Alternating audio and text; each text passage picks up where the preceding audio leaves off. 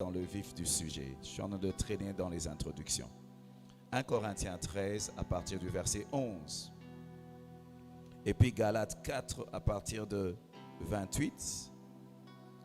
Et puis nous allons lire le psaume 24. Et puis le psaume 15. Ça, ce sont des bonus que je vais vous donner. 1 Corinthiens 13. 1 Corinthiens 13. 1 Corinthiens 13 à partir de 11. Lorsque j'étais enfant, je parlais comme un enfant, je pensais comme un enfant, je raisonnais comme un enfant. Lorsque je suis devenu homme, j'ai fait disparaître ce qui était de l'enfant.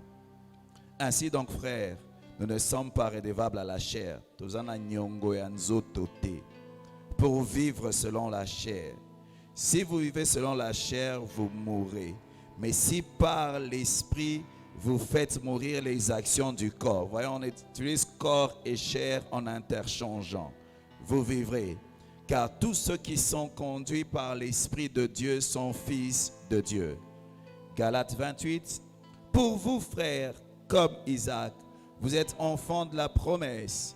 Et de même qu'alors celui qui était né selon la chair persécutait celui qui est né selon l'esprit, ainsi en est-il encore maintenant.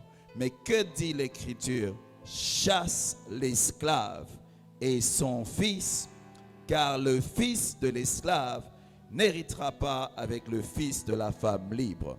Je vous donne deux psaumes que j'utilise pour mes prières personnelles dans ma marche avec Dieu. J'espère que vous allez les utiliser. J'espère que vous allez écrire. Je vois Daddy n'écrit même pas. Je vous donne des versets qui aident dans la prière. Donc, écrivez. Moi, j'utilise ça pour prier. Psaume 24, psaume 15. Regardez la question. À partir du verset 3, psaume 24, 3. Qui pourra monter à la montagne de l'Éternel? Qui s'élèvera jusqu'à son lieu saint? Celui qui a les mains innocentes et le cœur pur.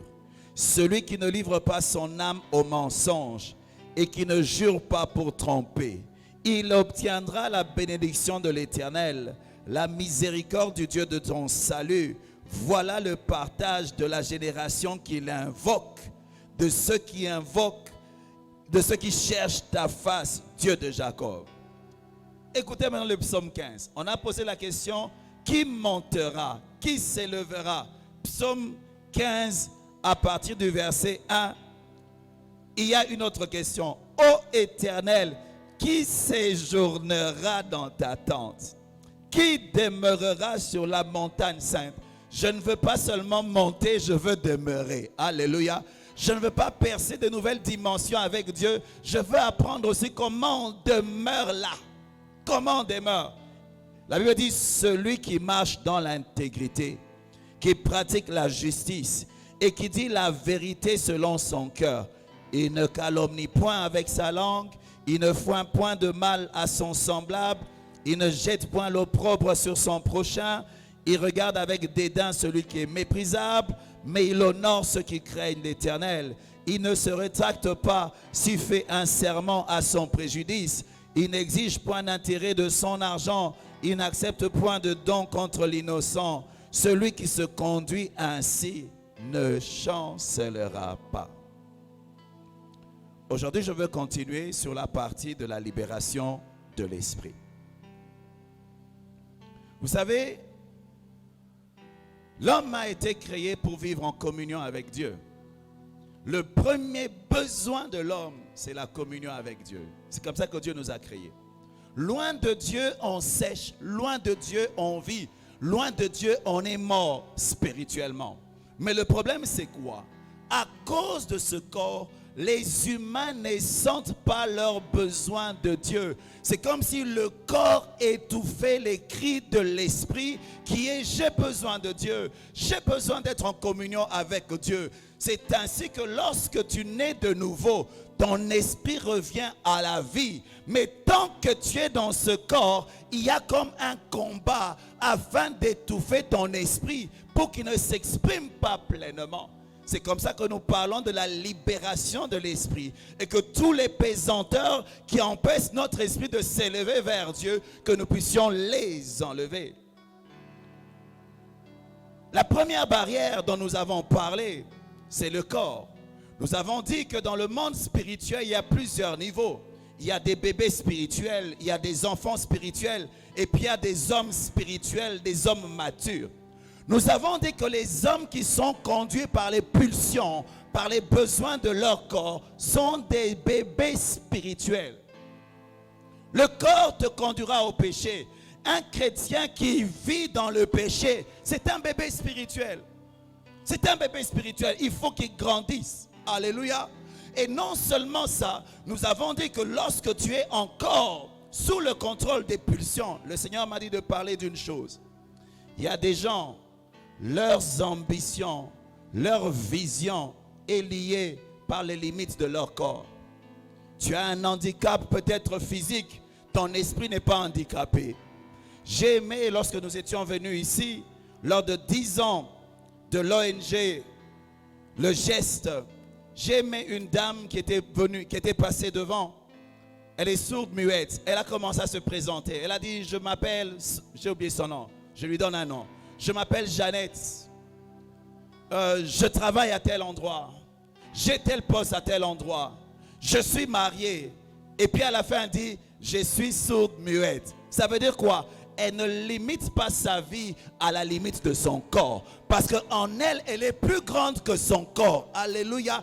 Ne limite pas ta perception de la vie aux limites de ta famille. Parce que tu es plus grand que ton corps. Laisse ton esprit s'élever et voir ta vraie destinée. Alléluia. Ne permets jamais à ton corps. Ne permets jamais à ton corps de te limiter. Parce que l'esprit est capable d'imposer au corps ce que tu as eu dans le spirituel. Alors que je lisais la Bible dans le livre de Matthieu 4, 1 à 11, j'ai remarqué une chose. Jésus, lorsqu'il est tenté, vous allez remarquer une chose. Il a été tenté dans 3 dimensions. Lorsqu'il allait jeûner, il a jeûné comme toi tu jeûnes là, pendant 40 jours et 40 nuits. Et puis à un moment, le diable vient. Parce que le diable n'aime pas qu'on soit spirituel. Chaque fois que tu veux être spirituel, le diable fera de son mieux pour te faire descendre. Pour te faire descendre. C'est comme ça que souvent, après des retraites comme ça, il y a des événements qui arrivent pour te faire descendre. C'est la même chose. Jésus finit des temps de prières intenses. Et puis le diable vient. Première tentation. Change ces pierres en pain. Jésus, tu as faim. Tu as le pouvoir de changer les pierres en pain. Jésus, tu as faim. Laisse ton corps te conduire. Jésus, laisse ta faim te conduire. Jésus, laisse ton corps te conduire. Il a dit, l'homme ne vivra pas de pain seulement, mais de toute parole qui sort de la bouche de Dieu. Il a résisté au corps. Le diable ne s'arrête pas là. Il lui dit, il l'emmène au niveau du temple. Et puis il dit, jette-toi de là jusque sur la terre. Et puis il lui donne des versets. Il ordonnera à ses anges de venir et te récupérer. Tu n'es pas n'importe qui, Jésus. Tu n'es pas n'importe qui. Montre qui tu es. Jette-toi. Il a encore résisté. Il dit, tu ne tenteras pas l'Éternel, ton Dieu. Alléluia. Ça veut dire quoi? Quand l'ego a voulu s'exprimer, il a dit, je ne fais pas ma volonté. Même si j'ai le pouvoir, j'utilise le pouvoir selon la volonté de Dieu. Je n'ai pas un ego à flatter. Oh! Tu as dit, oh! Donc toi, tu es vraiment spirituel. Alors là, l'attaque, la troisième attaque, ce n'est pas une attaque au niveau du corps, ni au niveau de l'âme, mais au niveau spirituel. Il lui montre tous les royaumes de la terre. Il lui dit, tu vois, tout ça, ça m'appartient. Prosterne-toi devant moi et je vais te donner la gloire. Il lui a dit, arrière de moi, Satan, tu adoreras l'Éternel ton Dieu et tu le serviras lui seul. Il dit, l'adoration c'est Dieu. Mon esprit, moi je ne veux pas une spiritualité loin de Dieu. Ma spiritualité c'est dans la communion avec Dieu. La vraie spiritualité c'est quand tu es en communion avec Dieu. Il a dit, je refuse la gloire sans Dieu. Il a refusé. C'est le même challenge que nous avons. Le corps veut étouffer notre spiritualité. On en a parlé la dernière fois, je ne vais pas revenir là-dessus. Mais il y a aussi l'âme. Là, il y a des émotions. Un homme qui est conduit par ses émotions ne pourra pas accomplir parfaitement la volonté de Dieu parce qu'il change, il n'est pas stable, il dépend des humeurs. Quand il se réveille sur le pied gauche, il obéit à Dieu. Il se réveille sur le pied droit, il obéit. Dieu a besoin déjà constant. Et pour être constant, il faut vivre par l'Esprit. Dans Proverbe 4, 23, la Bible dit, garde ton cœur plus que toute autre chose, car de lui viennent les sources de la vie. Je vous avais dit quand on parle du cœur, on parle de l'âme, on parle de notre aspect intérieur. Alléluia. C'est pas ce truc qui bat là. Garde ton cœur plus que toute autre chose, car de lui viennent les sources de la vie. Regardez, Matthieu 5 dit, heureux ceux qui ont le cœur pur, car ils verront Dieu. On dit, qui montera? Heureux ceux qui ont le cœur pur, car ils verront Dieu. J'aimerais enlever toute forme d'impureté dans mon cœur, parce que lorsque je viens dans la présence de Dieu, Dieu ne regarde pas seulement à mon corps, il regarde l'état de mon cœur. Il y a des gens qui sont en ces lieux, ils ont l'air saints, mais dans leur cœur, il y a des pensées impures. Dans leur cœur, il y a des désirs malsains. Et ces désirs-là peuvent éloigner la présence de Dieu. Seigneur, purifie mon cœur. Purifie mon cœur. Purifie mon cœur. Par moments, j'ai à avoir des sentiments qui m'ont dégoûté. Purifie mon cœur. Je veux être comme les enfants en matière de cœur pur. Purifie mon cœur. Purifie mon cœur, Seigneur. Purifie. Donne-moi un cœur pur. Un cœur pur. La deuxième des choses par rapport au cœur, ce sont les blessures intérieures. Les blessures intérieures sont comme des prisons dans lesquelles les gens sont enfermés. Chacun d'entre nous ici, tel qu'on est là, on a des blessures au niveau de l'âme. Quand tu es blessé au niveau du corps, tu saignes et tu peux traiter ça. Mais quand tu es blessé aussi au niveau de ton âme, tu saignes, mais tu ne le vois pas. Et lorsqu'une blessure n'est pas traitée, elle va s'infecter, elle pourra te tuer. Les gens qui traînent des blessures intérieures, cela les empêche d'exprimer pleinement la volonté de Dieu. Quelles sont les blessures que tu as? Qu'est-ce que tu emmènes dans la vie? Vous savez, les blessures les plus fortes que nous avons dans notre vie, c'est les blessures qu'on a eues quand on était dans la maison de nos parents. Un enfant, son caractère est fabriqué dans la maison de ses parents.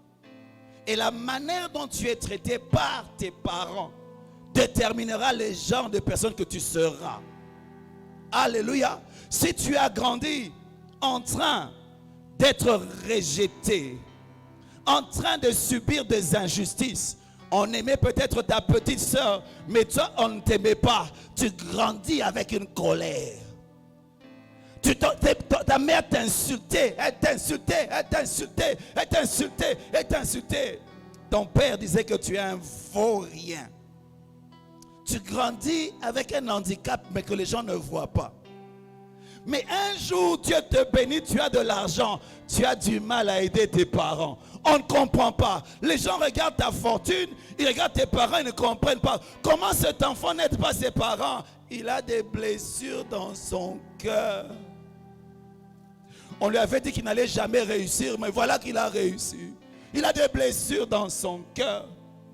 Il a souffert dans la famille. Tout le monde s'est moqué de lui. Peut-être que c'est le moins fort. On le tapait beaucoup. Il grandit, il a des blessures intérieures.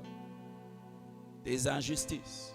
On a payé les études des autres, mais toi on t'a sacrifié. Tu grandis avec une colère. Même quand tu viens à l'église. Vous savez, les gens blessés blessent les autres. Les gens blessés parlent aux gens méchamment parce qu'ils viennent à l'église avec quelque chose qui traîne. Je prie que Jésus te guérisse de tes blessures intérieures afin que tu sois capable de servir Dieu en étant guéri. Il y a des gens qui ont subi des abus dans leur famille. Il y a des gens qui ont grandi avec un fouet. On te tapait. on te tapait. Toi, quand on te tapait, on prenait la chicotte, on t'a tapé. D'ailleurs, tu es une fille, mais il est arrivé que ton père te batte devant les gens et tous tes habits sont restés comme ça. Tu es resté nu. J'ai connu une fille, dans le quartier où on habitait.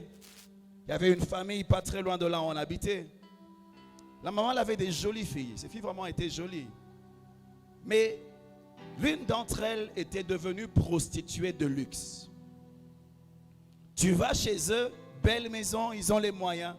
Mais la fille, elle est prostituée. Alors quand je l'ai regardée, je me dis, mais toi, tu es belle, tu n'as pas besoin de faire tout ça. Alors dans son histoire, lorsque sa maman tapait, par moment, elle a tapé devant les gens et est restée nue. Ça a tué l'estime personnelle. Elle ne donnait plus de la valeur à son corps au point où elle était facilement exposée à donner son corps. Quand tu vois les prostituées, tu ne connais pas leur histoire. Quand tu vois ces enfants de la rue, tu ne connais pas leur histoire. Ton père t'a chassé en disant que tu es sorcier. Tu sais que tu n'es pas sorcier. Tu imagines la colère. Je vais aller à l'armée. Je vais aller à l'armée. Pourquoi tu vas à l'armée? La blessure a créé des ambitions dans ta vie. Peut-être que tu as été violé. J'ai connu une fille. Une fois, elle sortait avec un garçon plus âgé qu'elle. Et puis un jour, ce garçon l'a prise de force, l'a violée. Elle était venue, c'était à une retraite de la jeunesse de la Borne. Je parlais avec elle, elle pleurait, elle pleurait, elle pleurait, elle pleurait. Et j'ai dû trouver des paroles pour l'aider à s'en sortir. Je lui ai dit, écoute, c'est vrai qu'il a abusé de toi, c'est vrai qu'il t'a pris de force, mais tant que tu continues à pleurer, tu lui donnes la force de te faire souffrir. Toi, tu es en train de pleurer, mais lui, il fait sa vie. Il fait sa vie. C'est non seulement il a abusé de toi, mais il continue à détruire ta vie. Certaines filles décident, moi, je vais me venger. Je vais coucher avec tous les hommes. Moi, je vais faire ceci. C'est la blessure qui crée une ambition. Toi, tu dis, je ne me marierai jamais. Les hommes sont des chiens. Les hommes ne sont pas des chiens. Ce sont des merveilleuses créatures créées à l'image de Dieu. Une bénédiction pour toi. Mais qu'est-ce qui se passe? La blessure t'emmène à prendre des décisions. Et quand on vient te draguer, tu parles méchamment. Parce que c'est la blessure qui te fait parler à cause des choses que tu as connues dans la maison de ton père. Il y a des gens qui ont été violés par leurs parents, par les cousins. Les cousins, ce sont les champions. Les cousins. Les travailleurs, je ne sais pas moi, mais ça a cassé quelque chose en toi. Et tu traînes tes blessures. Ça t'empêche d'entrer pleinement dans ta destinée. Ce soir, Dieu va guérir les blessures. Alléluia. Je vous ai dit, Dieu prend le temps de travailler nos vies avant de parler des choses compliquées. Parce que ces choses traînent, c'est comme une pesanteur qui nous empêche de voler. Parce qu'un beau jour, la Bible, j'ai entendu l'histoire d'une dame, elle était juive. Était dans un camp de concentration. Et là, les nazis, vous voyez comment les nazis tuaient les juifs, hein? Dans le camp de concentration, on les laissait nus, les femmes, on les traitait n'importe comment. Et puis elle dit qu'elle a vu un monsieur, un militaire, battre son père et le tuer avec des bottes. Il a tué son père à coups de bottes. Des années plus tard, elle n'est plus dans le camp de concentration. Elle devient servante de Dieu. Et un jour, elle était en train de prêcher. Elle prêchait sur le pardon. Elle prêchait sur le pardon. Et puis à la fin, elle se tient là. Elle commence à saluer les membres. Et puis tout d'un coup, il y a un monsieur qui arrive. Et puis elle le voit. L'image de son père en train de le tuer revient. C'était le tueur de son père qui vient la saluer. Vous savez, à chaque mémoire, il y a une émotion. Quand tu as le film, tu sens. Tous ces sentiments sont revenus parce qu'une blessure non traitée, tu peux la couvrir, mais le jour où on touche dessus, tu vas crier. Ce jour-là, elle croyait qu'elle était guérie, mais quand elle a vu l'homme, elle a pensé à ces choses. Cet homme lui dit, pardonne-moi, j'ai changé, j'ai donné ma vie à Jésus. Elle dit, elle a pleuré, elle a pleuré, elle a pleuré parce qu'il y avait ce sentiment encore dans son cœur. Quand tu traînes des blessures, tu auras du mal à être pleinement épanoui et accomplir pleinement ta destinée. Et même tes choix dans la vie seront faussés. Certains, c'est à cause des climats dans leur maison familiale. Ton père, vous savez, il y a des papas bizarres qui insultent les gens, qui insultent maman, qui tapent. Il y a des familles comme ça où les parents se battent, ils s'insultent. Et toi, tu grandis, tu dis, moi jamais je veux me marier. Moi jamais. Parce que tu as subi, tu as vu l'infidélité de papa, l'infidélité de maman. Et ça casse quelque chose en toi. Tu vas dans la vie, tu es né de nouveau, mais les blessures, tu les traînes. Parce que les blessures nous emmènent à porter des masques. Parce que nous voulons nous protéger de la douleur des blessures. Il y a des blessures que nous recevons dans le cadre des couples quand tu es marié. Un conjoint qui t'est infidèle, ça détruit, ça détruit. Ça détruit, ça rend malade. Ça peut te changer. On te demandait si un jour tu rentres à la maison, on te dit non mais ta femme t'a trompé. Comment tu vas réagir? Si tu es sincère, tu vas dire je ne sais pas. Peut-être que je veux tuer, je ne sais pas. Je prie que Dieu m'aide. Mais quand ça est arrivé, tu as besoin de temps pour être guéri. Parce que tu risques de vivre une vie bizarre. Ça te blesse. Il y a des blessures parce que tu as été méprisé et humilié. J'ai suivi l'histoire de Nicole Mullen. Qui connaît Marry Dim or Live? Qui connaît la femme qui a chanté Marry Dim? Marry Dim or Live, I know. Cette femme, elle raconte, elle a divorcé. J'ai regardé quand ils chantaient, un beau couple, un beau couple. Le mari était beau, tu sens un gars gentil, la femme belle, tu sens qu'un couple merveilleux. Mais elle raconte son histoire, elle dit son mari l'insultait, lui disait qu'elle n'était rien, que tout ce qu'elle pouvait faire c'est grâce à lui tous les jours.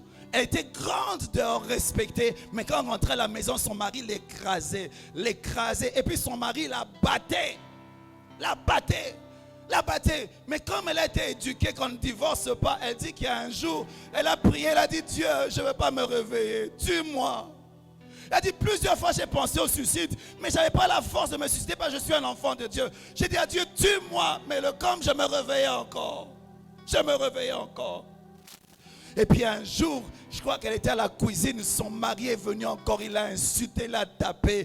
Elle a dit là, c'est là, je ne peux plus rester ici. Elle a décidé de quitter ce foyer. Elle dit même si les gens vont me critiquer, ils vont dire n'importe quoi, je préfère quitter ce foyer où l'homme ne me respecte pas, il me traite comme rien. Elle a quitté, elle est allée chez sa mère, elle a dit maman, je t'ai fait honte à ton éducation. Sa maman lui dit, je préfère une fille divorcée mais en vie, plutôt qu'une fille mariée mais morte. Les blessures. Chacun réagit à sa manière. On n'a pas tous la même force. Il y a des blessures que nous avons dans la société, ou bien même dans le couple, un mari ou bien une femme égoïste qui ne pense qu'à elle, qui ne pense qu'à lui. Toi, tu n'es rien. Ça blesse. Pas de compliments. Tu fais des bonnes choses, jamais des compliments. Toujours des remarques. Tu ne t'es pas préparé, tu ne t'es pas repassé, tu ne sais pas. À la fin, tu finis par croire que tu ne vaux rien. Il y a des blessures liées à la société. Vous savez, il n'y a pas de pitié. Le monde ici n'a pas pitié. Moi, je dis souvent à mes filles, soyez fortes. Moi, je peux vous cajoler, mais le monde là, il n'a pas pitié. Si vous n'êtes pas forte, vous allez avoir des coups. Parce que le monde donne des coups. Il y a beaucoup de gens, par rapport aux choses qu'ils ont subies dans la vie, des injustices. Toi, tu es né dans la pauvreté. Tu as grandi dans la pauvreté. Tu rencontres quelqu'un qui est né dans la richesse. Il grandit, tu es fâché. Tu es fâché contre lui. Tu es seulement fâché. Pourquoi ces injustices? Dieu, pourquoi tu as fait ça? Tu es fâché. Peut-être des injustices au travail. Tu travailles mieux que tout le monde, mais les autres ont des promotions, mais pas toi. Tu deviens aigri, tu deviens amer, tu deviens aigri.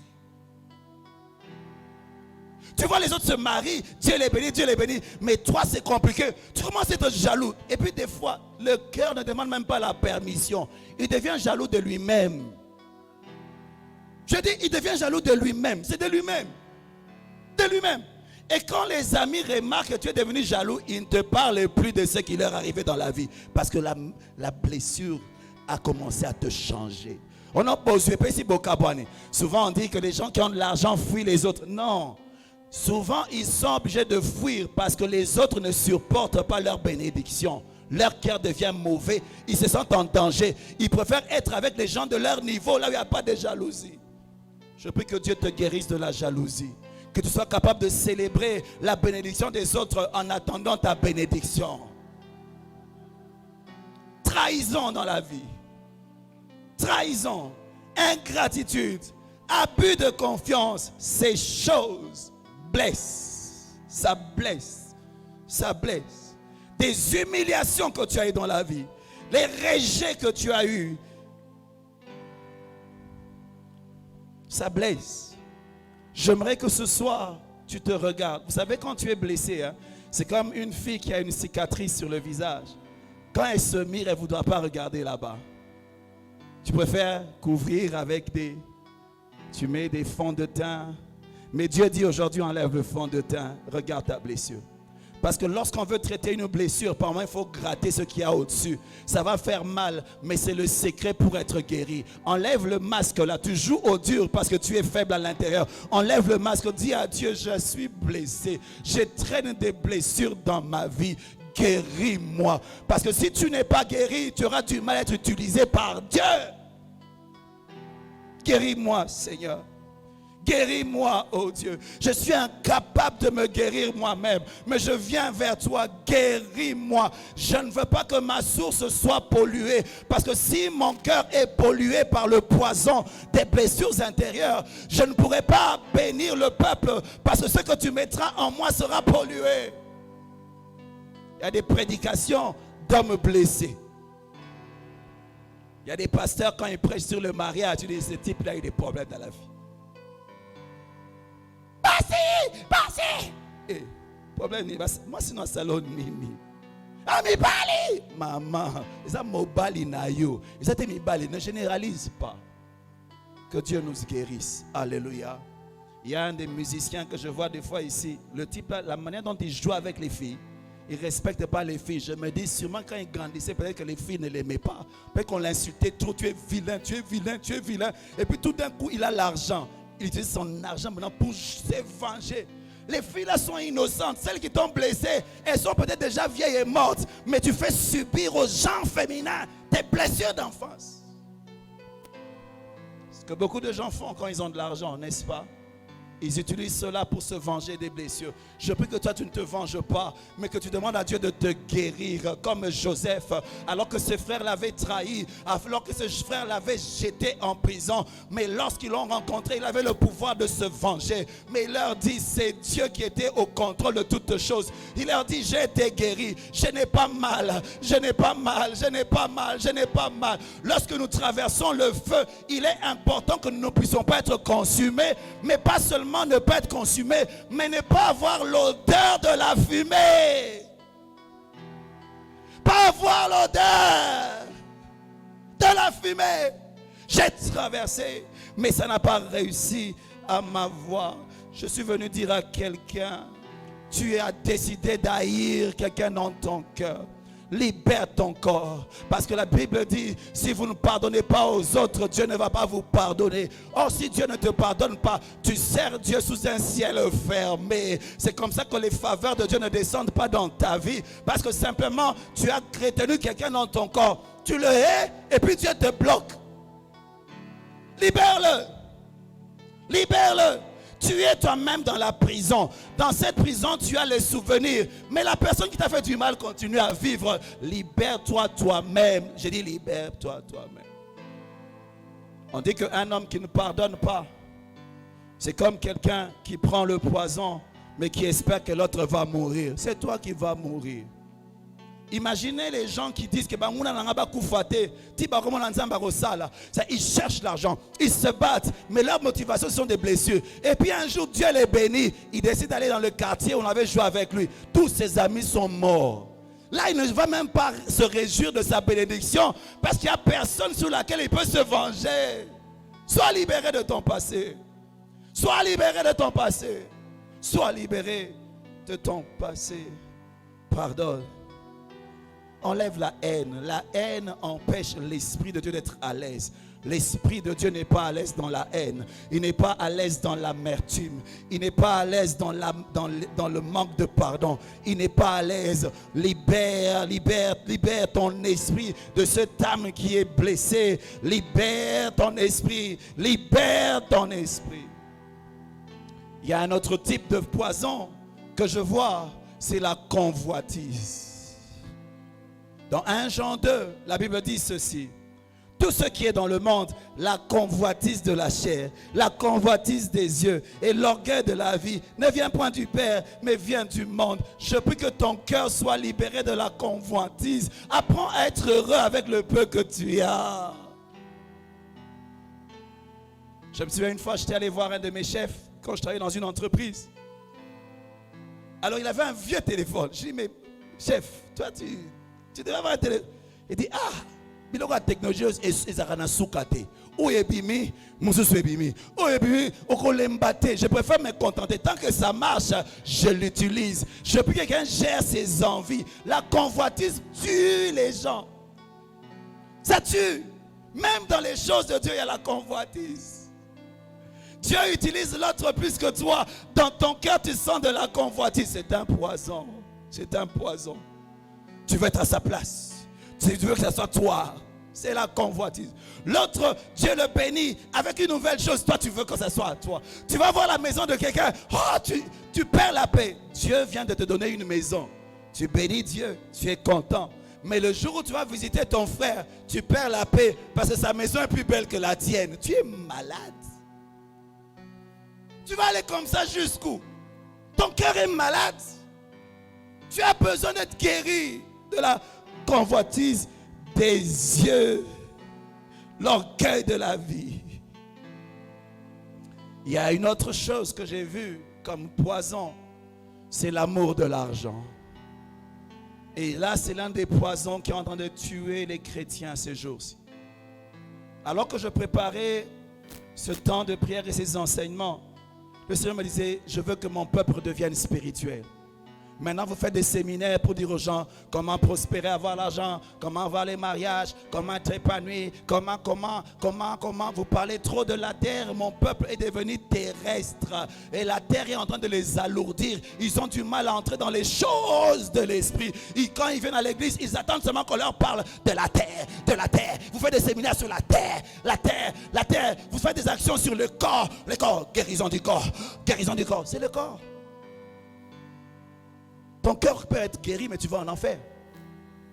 Mais l'église parle trop de ça, au point où on ne développe pas assez l'esprit de l'homme. 1 Timothée 6, 8. Si nous avons la nourriture et les vêtements, cela nous suffit. Mais ceux qui veulent s'enrichir, ça c'est, tombent dans la tentation, dans les pièges et dans beaucoup de désirs insensés et pernicieux, qui plonge les hommes dans la ruine et la perdition. Car l'amour de l'argent est la racine de tous les maux. Quelques-uns en étant possédés, pas par les démons, possédés par l'amour de l'argent, se sont égarés loin de la foi et se sont jetés eux-mêmes dans bien des tourments.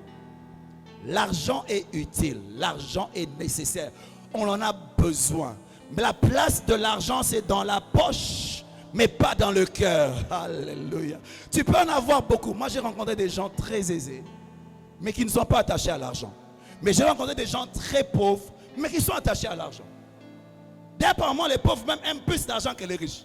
Parce que les riches, il a réalisé la vanité de l'argent. Parce que Dieu nous brise de deux manières. Par moments, il te brise, il t'enlève les choses. Mais il y a un brisement de Dieu, il te donne, et puis à la fin du Seigneur, ça n'a pas de sens. Et je disais à Dieu, donne-moi le deuxième brisement. J'ai goûté au premier, je vais avoir aussi le deuxième. Alléluia. Je me souviens, mon grand frère, quand il était plus jeune, il était assez gourmand, il était très gourmand. Surtout gourmand des pains.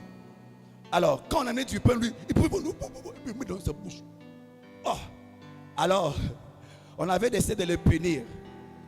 Les parents sont là à acheter. Les gens de l'époque connaissent le pain Pakassa. Pakassa, qui connaît Pakassa?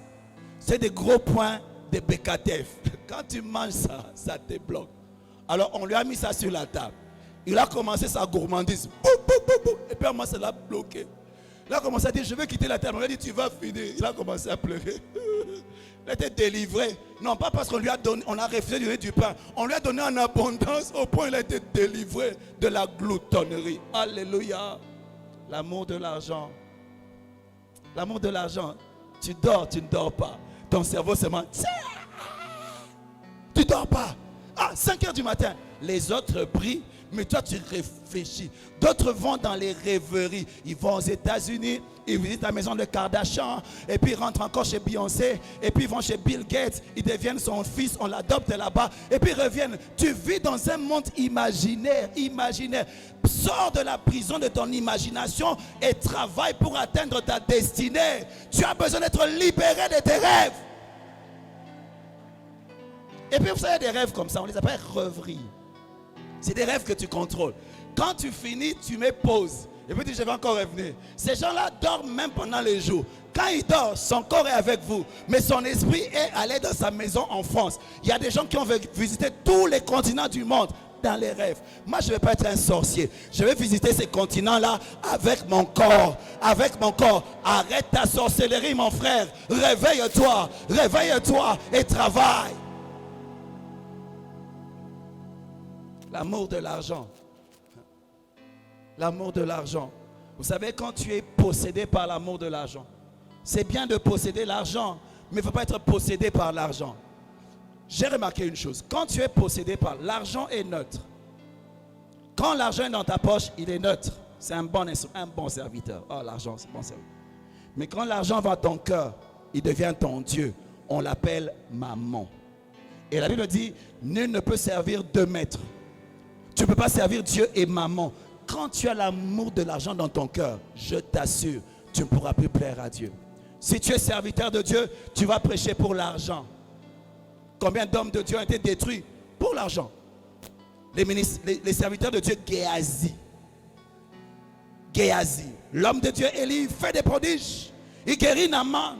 Et puis il laisse partir. Géasi dit, tcha, les dons spirituels, on donne gratuitement. Je vais gagner de ces dons. Il va derrière la personne. Il demande des biens. Il demande des biens et puis il rentre. Beaucoup de serviteurs de Dieu, surtout dans mon pays, ont l'esprit de Géasi. Tu sers Dieu pour l'argent. Tu vends ton don pour l'argent. Mais je vais t'expliquer une réalité spirituelle. Dans le monde spirituel, il y a un marché où il y a des échanges, où il y a des transactions. Quand Géasi est allé prendre l'argent de cet homme-là, Naaman lui a eu l'argent. Mais en retour, qu'est-ce que Naaman lui a donné? Il lui a donné sa lèpre. Il a donné sa lèpre. Il a donné sa lèpre. J'ai remarqué une chose avec les Occidentaux. Vous savez, les Occidentaux, quand tu vas même au restaurant, même avec une fille, elle se prépare à payer les restaurants elle-même. Tu vas payer ta facture, elle paye sa facture. Et quand tu veux payer pour elle, elle te demande pourquoi. Non, chez nous c'est comme ça. Je dis, on va partager. Mais toi, depuis qu'on te fait manger, on te fait manger. Mais tu manges. Tu vas payer la facture quand? Si on ne te demande pas l'argent, un jour on va te demander ton corps. Et les présents corrompent les cœurs. Quand tu as reçu beaucoup d'argent, c'est difficile de dire non. C'est comme ça que quand tu es nommé gouverneur de la ville, il y a des Libanais qui vont venir te donner de l'argent. Ils te donnent de l'argent. Ils ne te demandent rien. Mais babi. Et puis un jour, ils vont te demander, tu ne pourras pas dire non. Les pots de vin. Ma soeur, si tu n'as pas de projet avec cet homme, n'accepte pas son argent. L'argent crée un échange. Un échange. Koshinate, bakoshina yo nasuka. Il y a un échange. Attention comment tu obtiens l'argent. Quand tu obtiens l'argent dans les voies de Dieu, Dieu t'aide dans ton argent. Mais quand tu obtiens l'argent par les voies du diable, l'esprit de maman vient te contrôler. Et quand l'esprit de maman contrôle une personne, regardez ceci.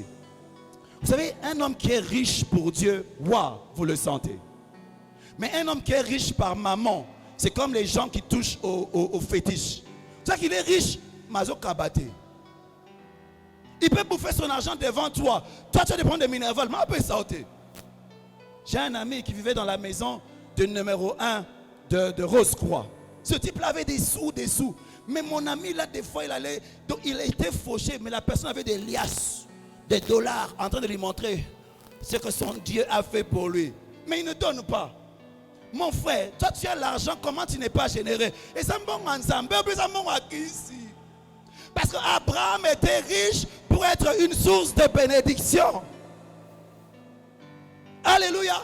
Au point où Abraham pensait même que son serviteur pouvait hériter de sa richesse. C'est pour vous dire qu'il avait l'argent mais n'était pas attaché à l'argent. Il était prêt à donner l'héritage à un serviteur. Regardez la parabole de l'homme riche et de l'enfant prodigue.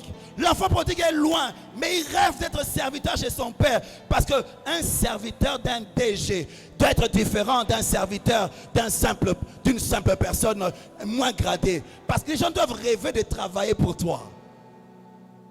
Lui, il ne voulait pas être fils, mais il s'est dit non. Chez papa, même les serviteurs sont bien traités. Chez papa, même les serviteurs, on les respecte. Chez papa, même les serviteurs. Mais il y a des gens, quand Dieu les bénit, ils maltraitent les gens. C'est quel genre de riche? Tu as l'argent, mais tu n'es pas riche. Tu n'as pas la noblesse attachée à l'argent. Il y a un esprit qui vient avec l'argent à cause de la manière dont tu l'as reçu. Il y a une lèpre. Certaines personnes, dès qu'ils ont l'argent, l'orgueil vient. Mépris des autres, vaniteux, mondanité, frivolité. Parce que l'esprit derrière l'argent que tu as eu va devenir ton maître et t'obliger à faire des choses que cet argent.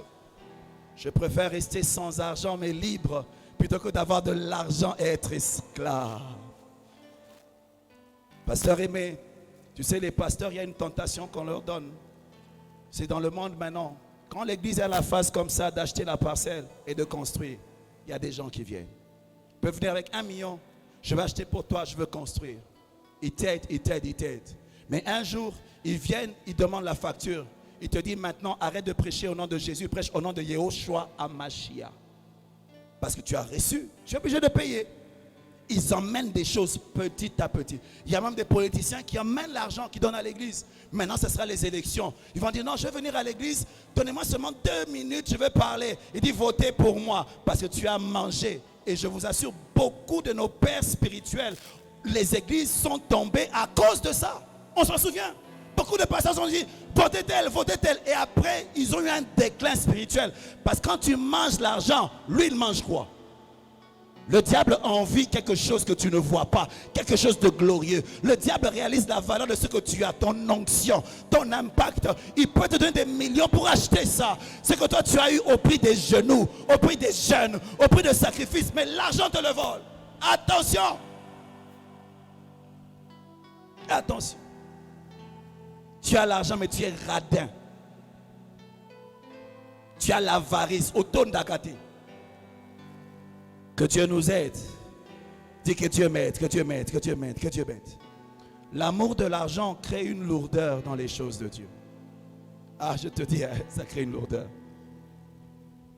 Il y a des gens qui sont tellement... Tu étais chômeur, on te voit à l'église, mais tu es devenu très occupé pour venir à l'église. Il y a des gens qui sont comiques, hein? Donc toi, pour que tu pries Dieu, il faut que Dieu te fasse de toi un chômeur.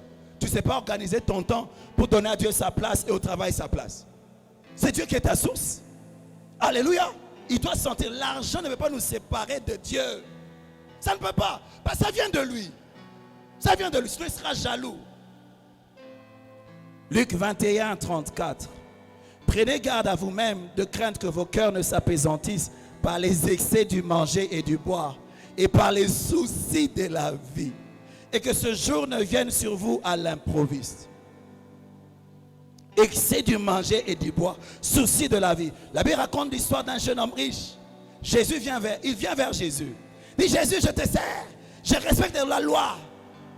Quelle autre chose je dois faire? Jésus lui dit, il te manque une chose. Parce que Jésus avait remarqué qu'il y avait l'amour de l'argent dans la vie de cet homme. Il y avait l'orgueil de la vie parce qu'il était riche. Jésus lui dit, je n'ai pas besoin de ta richesse.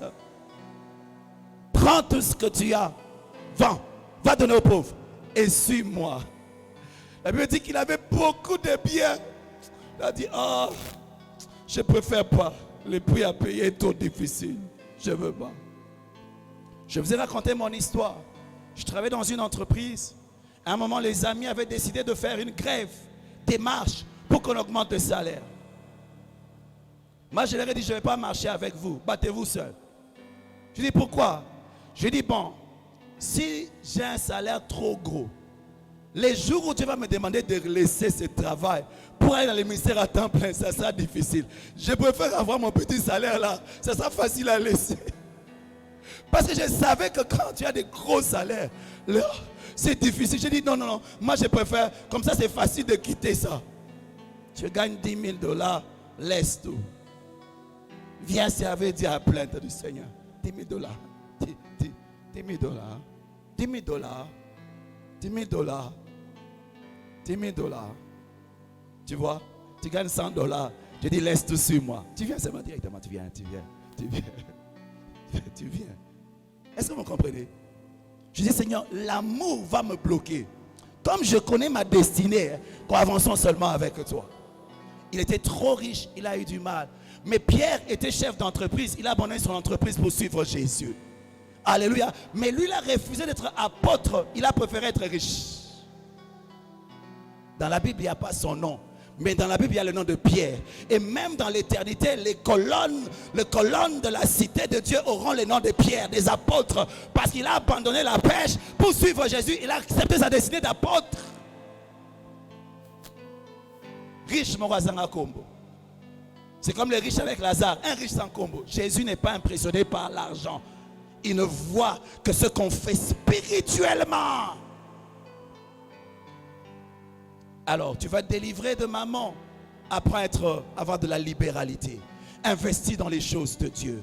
Ce que Dieu sente que tu es devenu riche. Plus tu montes, Dieu doit sentir que tu montes. Là, il va continuer à te bénir. Ça va te libérer de l'attachement. L'attachement. J'avais demandé que chacun d'entre nous puisse prier. Demander à Dieu, prends quelque chose chez moi. Je veux te donner. Beaucoup n'ont pas fait cette prière. Ils ont amené 100 $, 200, 1000.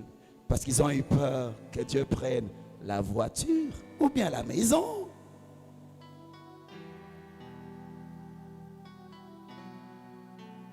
Alléluia. Alléluia. Papa aimé, c'est compliqué ces choses. Deuxième aspect, en 10 minutes je termine. Nous avons dit que quand tu es prisonnier de la chair, tu auras du mal à décoller, à monter spirituellement. Et un aspect de la chair, c'est l'ego. J'ai parlé de la maladie de l'ego. L'orgueil, l'égocentrisme, narcissisme, égoïsme. Dieu résiste aux orgueilleux. Les orgueilleux sentent mauvais, ils puent. Dans la présence de Dieu, ça sent mauvais. Le diable était à un niveau élevé comme un archange. Mais quand l'orgueil est venu dans son cœur, Dieu ne l'a pas supporté dans sa présence. Hey. Quand l'orgueil vient dans ta vie, Dieu ne te supporte pas dans sa présence. Refuse l'orgueil. Mais il y a ce qu'on appelle l'orgueil de la vie. Tu n'avais rien, tu as l'argent, l'orgueil vient. Tu n'avais pas de position, maintenant tu as une position, l'orgueil vient. Tu vas vouloir quand tu viens à l'église qu'on te réserve une chaise spéciale. Oh Jésus. Jésus. J'ai un ami, c'est notre responsable à l'une des cellules où j'étais. Et puis il a étudié au campus, il a fini. Maintenant, il travaille dans une entreprise de la place. Dieu l'a béni. Il a construit des maisons, il a construit des trucs. Mais depuis que je le connais, le travail qu'il fait à l'église, il travaille au service d'accueil jusqu'à aujourd'hui. Donc quand tu vas venir au service d'accueil, tu insultes le gars. Mais bon, le gars, Dieu l'a béni, mais il a gardé l'humilité. L'humilité, c'est beau. Moi, j'aime l'humilité, c'est joli, c'est bien, c'est beau. Tu possèdes comme ne possédant pas. C'est beau. L'orgueil, c'est vilain. Quand tu deviens orgueilleux, tu deviens vilain. Mais quand tu es humble, il y a une beauté qui sort de toi. Et quand Dieu te regarde, il aime ton humilité. Tu dirigeais une petite église, tu as une méga church, tu restes humble. Tu ne voyageais pas, maintenant tu as un impact mondial. Si tu restes humble, c'est beau. Il faut apprendre à mourir à soi-même pour être utilisé par Dieu. Mourir à soi-même. Aimer les gens avec un amour sacrificiel. Tu es prêt à te dépenser pour les autres. Moi je dis aux gens, il faut avoir une cause qui est plus grande que toi. Une cause que tu poursuis, mais qui est plus grande que ta personne. Une cause pour laquelle tu es prêt à te sacrifier. Qui a déjà rencontré un homme qui est prêt à mourir pour une cause? Si tu le rencontres, tu vas le respecter. Tu vas sentir Kalekio. Mon frère m'a dit, quand il est allé à Panzi, c'est Panzi, il a rencontré notre prix Nobel. Un homme qui vit au milieu des femmes et qui a eu à subir des attentats plusieurs fois. Il dit, j'ai rencontré cet homme, j'ai senti que j'étais à côté de quelqu'un de grand. Parce que cet homme est capable de payer des prix pour ses convictions. Payer des prix pour ses convictions. Quand je regarde les soldats ukrainiens, que tu le veuilles ou non, tu les respectes. Hein? Tu vois un homme qui dit au revoir à sa femme. Sa femme va à l'abri. Lui, il va se battre. Et c'est peut-être qu'il va mourir. Il veut mourir pourquoi? Pour sa patrie. Quel respect. Moi, j'ai du respect pour les soldats qui sont à l'est de notre pays, en train de mourir alors que nous, ici, on mange, on se repose. Il faut respecter ces hommes. Ils vivent à un niveau que nous, on n'a pas. Ils sont capables de se dépasser pour un intérêt supérieur à eux. Est-ce qu'il y a une cause pour laquelle tu es prêt à te sacrifier? Une cause plus grande que toi. Ou bien tu ne vis que pour toi, pour manger, pour boire, pour tes maisons.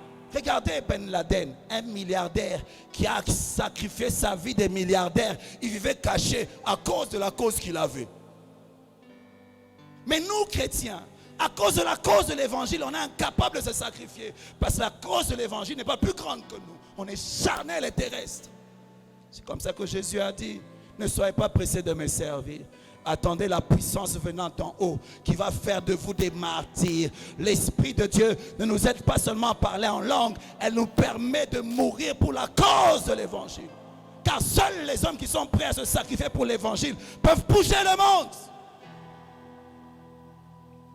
Que Dieu nous aide. Je dis que Dieu nous aide. Que Dieu nous aide. Je vais m'arrêter là.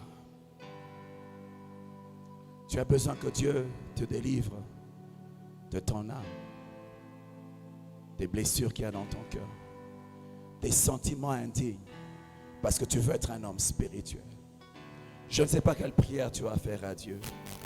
Ce sera peut-être guéris-moi, ce sera peut-être purifie mon cœur.